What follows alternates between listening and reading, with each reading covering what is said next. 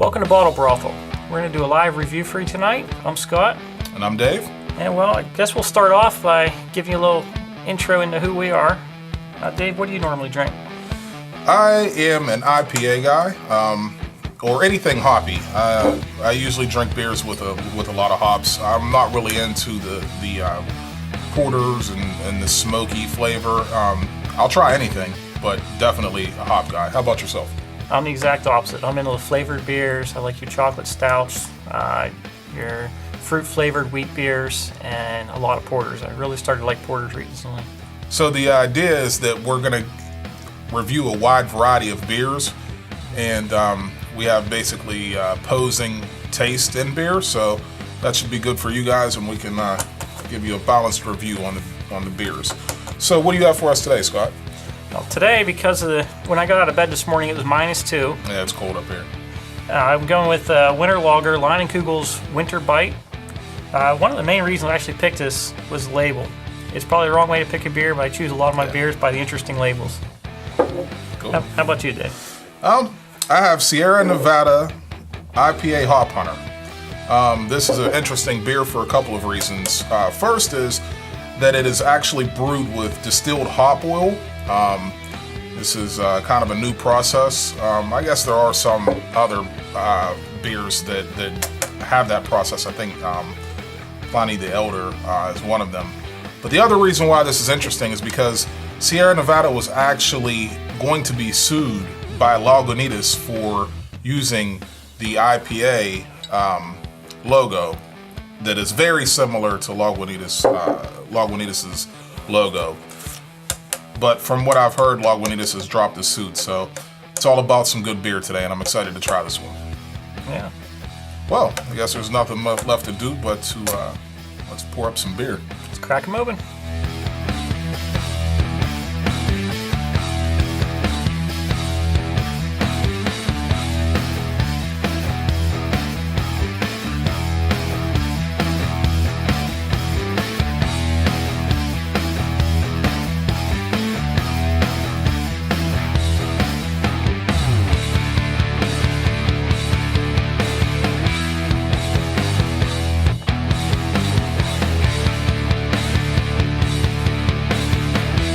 So, definitely have a beautiful beer here. It's a kind of pale in color, nice carbonation. It's got a nice head on it. Yeah, looks pretty good to me. Looks very drinkable. I'm pretty thirsty right about now. So the smell on this Sierra Nevada IPA Hop Hunter, it's got a very fruity, citrusy smell, kind of what you would expect from an IPA, but I can tell you, as soon as we cracked this one open, the aroma jumped out of the bottle. It definitely has a stronger scent than usual. Not strong in a bad way, it's not offensive or anything. Kind of like fruity citrus, hops, fresh cut grass kind of. It's got a great smell to it. Like it. Definitely digging it so far. And guess we can try it. What do you think? It's not bad. It's kind of what you would expect. I would say definitely has a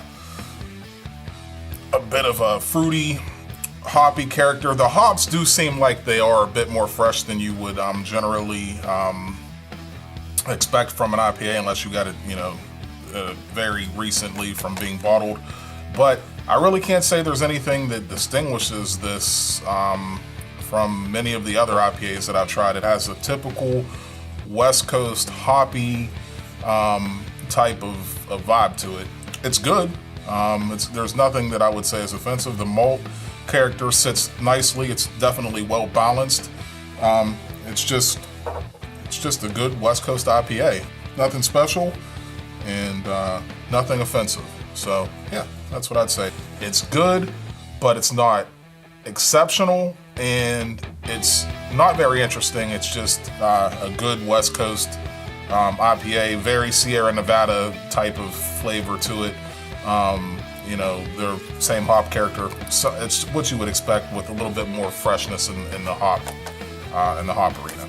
So all in all, you have to go to bottlebrothel.com to see the full review Definitely. and the actual rating for it. Definitely. I think Dig in. Well, this is labeled on the bottle as being a cocoa brew. I get a little bit of cocoa, a little bit of that coffee scent you'd get with a good stout. Mm-hmm.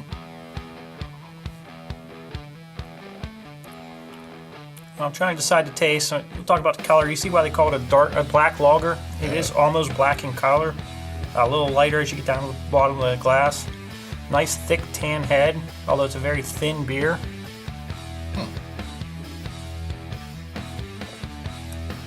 The flavors really resemble the scent. You get a little bit of cocoa, but a lot more like the coffee. The little bit of research I was able to do says should have a gingerbread, allspice, cinnamon taste. I'm really getting none of those. That's Just interesting. a hint of the chocolate and a little more coffee. Chocolate's good though. It's a real faint light chocolate though. I'd say it's a good drinkable brew. It's a little lighter and thinner than what you usually get for a winter lager. Usually a little heavier to keep you a little warmer in the winter. But I mean, it's nothing outstanding, nothing really memorable. But as with Leinenkugels, anything I bought Leinenkugels has been quality and drinkable. It's just no flavors that really jump out at me to tell me that this is something I need to get again. But if you're in a six-pack shop, I'm not sure what to get. This is a safe bet. Overall, we're probably going high middle ground on this one. Like I said, it's enjoyable, it's drinkable, but it's just not memorable or anything I have to tell you to go out and get right now. And you know, it's strange. After I've taken another couple sips, you know, the grassy character of this is starting to stand out to me. Sometimes you have to let a beer sit on your palate for a little bit and dig in and get a second opinion on it. Sometimes even as beer sits and opens up a little bit and the carbonation comes and the beer opens up, it'll start opening up different flavors. This last sip that I took, definitely the freshness really stood out. Anything else as you drink it? Even as I sip it, the flavors aren't really changing. It's still just a good quality beer there's nothing wrong with it, but there's nothing that I have to point out that you just need to try. All right. Cool. So there you have it. Those are our reviews. And it was fun, and we'll see you back next time.